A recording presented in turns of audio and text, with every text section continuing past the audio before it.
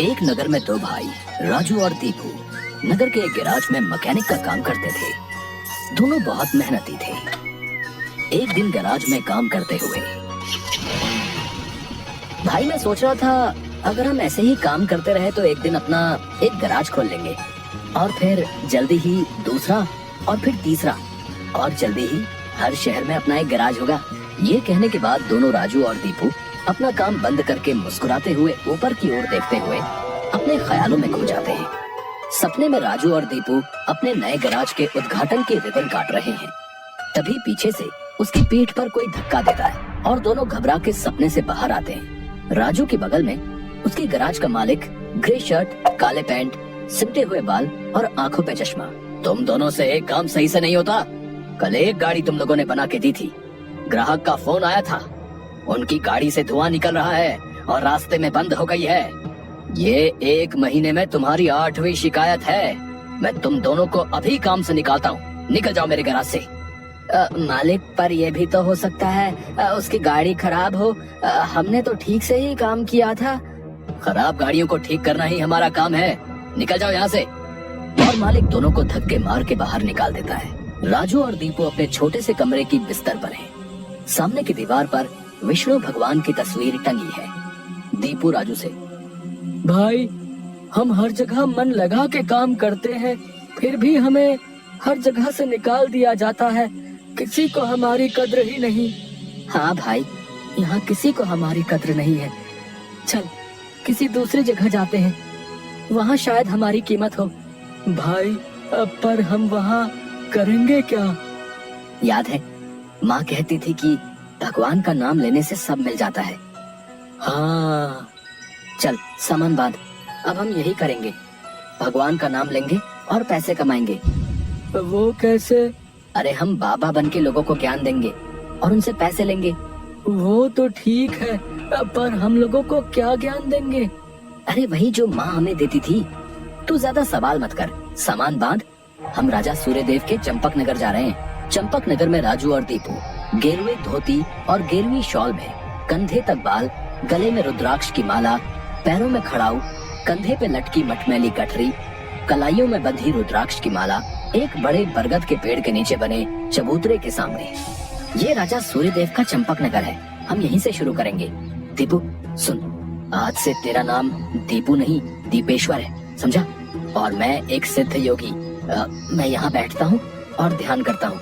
तू नगर में जाके ये खबर फैला कि एक सिद्ध योगी आए हैं जो हर समस्या का हल देते हैं। ठीक है, मैं जाता हूँ।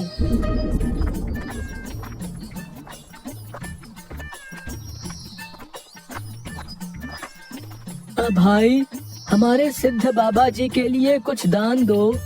ये कौन से बाबा हैं और कहाँ हैं?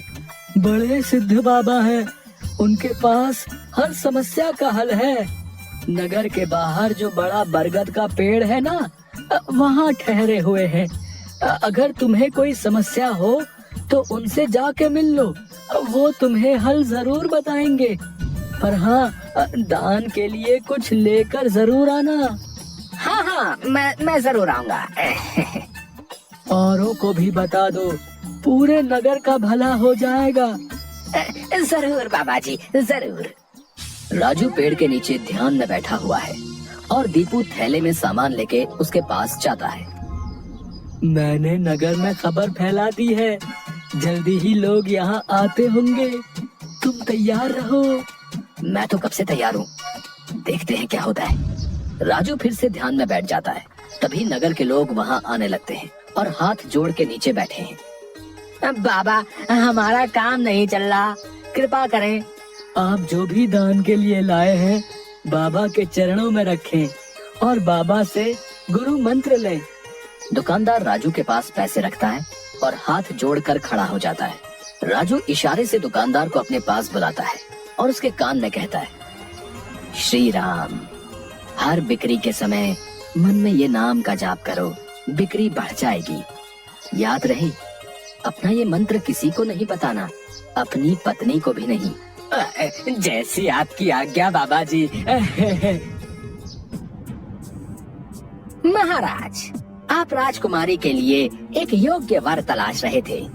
हमारे गांव में एक सिद्ध योगी आए हैं जो तेजवान हैं और राजकुमारी के लिए एकदम श्रेष्ठ हैं। गुरुदेव, मुझे आपके चयन पर पूरा विश्वास है।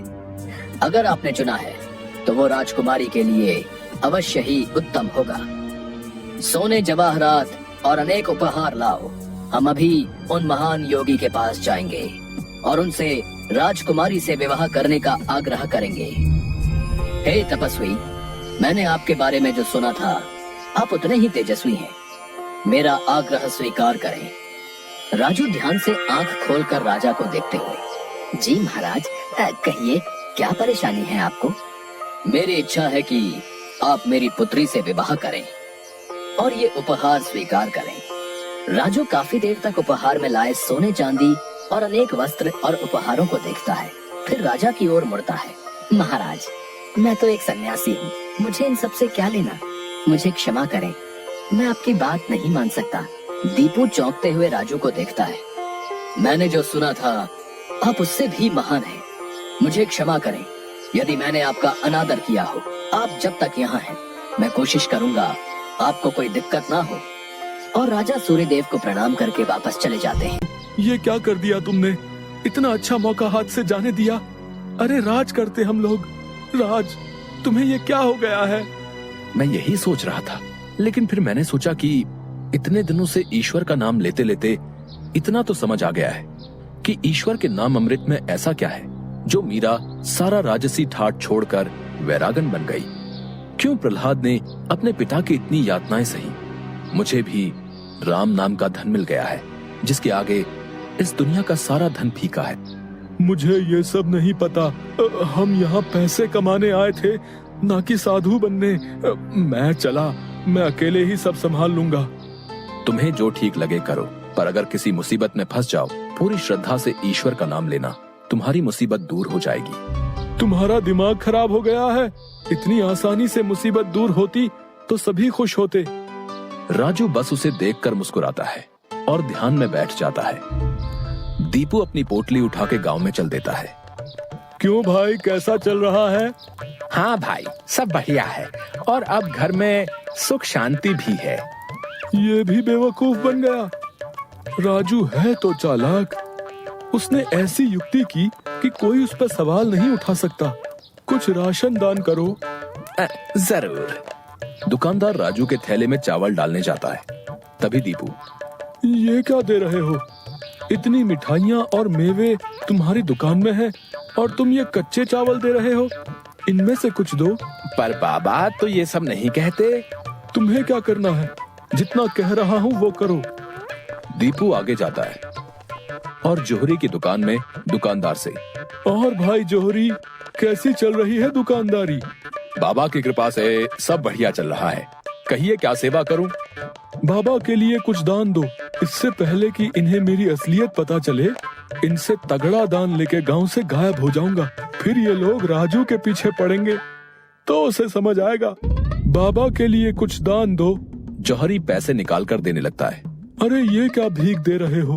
बाबा की कृपा से तुम्हारी दुकान चल रही है। इतने सारे जवाहरात हैं, इनमें से दो, कुछ कीमती सा। जितना दोगे उससे ज्यादा मिलेगा। ये बाबा को क्या हो गया है? कोई नहीं, बाबा को देने से मेरा क्या घटेगा। जौहरी एक सोने की हार दीपू को दे देता है। ये लीजिए बाबा।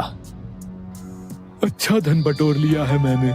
इससे काफी दिनों तक काम चल जाएगा। बड़ी भूख लग गई है, कुछ मिठाइयाँ खा लूं। दीपू एक पेड़ के नीचे बैठ के मिठाइयाँ खाने लगता है। तभी वहाँ 4 डाकू, चेहरे पे नकाब, काले कपड़े और हाथ में छुरी लेकर आ जाते हैं। जो कुछ भी है वो हमें दे दो, नहीं तो हम तुम्हें मार डालेंगे। दीपू डर से अपनी पोटली उन्हें दे देता है।